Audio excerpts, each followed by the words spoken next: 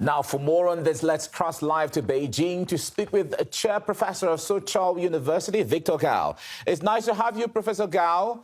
Now, Secretary of State Blinken. Thank you. Secretary of State Blinken is headed to China. Do you think he's bringing a copy of the U.S. rules-based order, and will Beijing be rolling out the red carpet for him?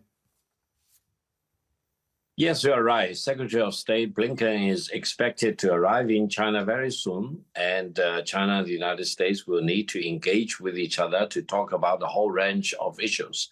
However, it is very important to see that the Chinese government made very important announcements just before the arrival of Secretary of State Blinken in China, declaring that the United States basically has no right to interfere in the normal relations between China and Russia. After all, China and Russia have a common border of more than 4,300 kilometers long, and the two countries engage with each other as equals. We respect each other, and the relations between each others are for mutual benefit. So the United States or any of the Western countries have no legitimacy and no right to try to interrupt or sabotage the normal relations between China and Russia.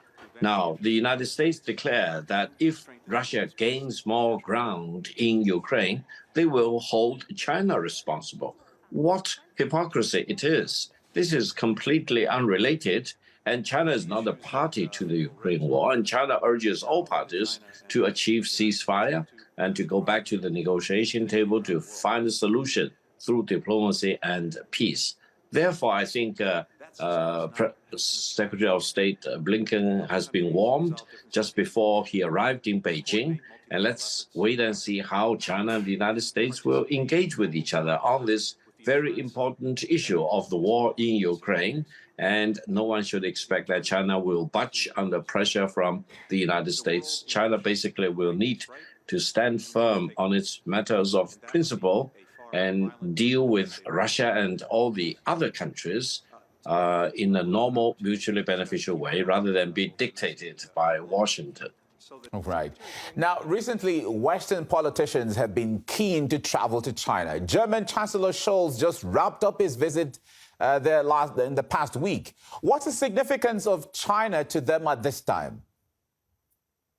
Well, first of all, I think more and more countries in the world recognize that the U.S.-initiated decoupling from China is completely a mission impossible, and de-risking is a misnomer.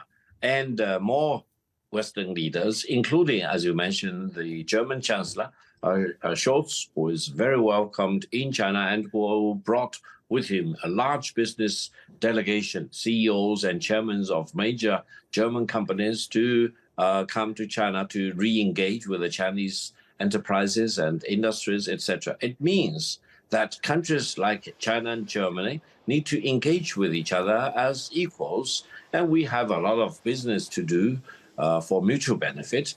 And our bilateral relations, mean China-German relations, China-French relations, etc., should not be dictated by the geopolitical interest of another country, a third country. This will make the world a better place, a more peaceful place, and for countries like China and Germany and many other countries to focus on peace and development will be much better if we are allowed to be disrupted by threats of war by a third country. All right, we have to leave you here now. Chair Professor of Soochow University, Victor Gao, thank you so much for your insight on this.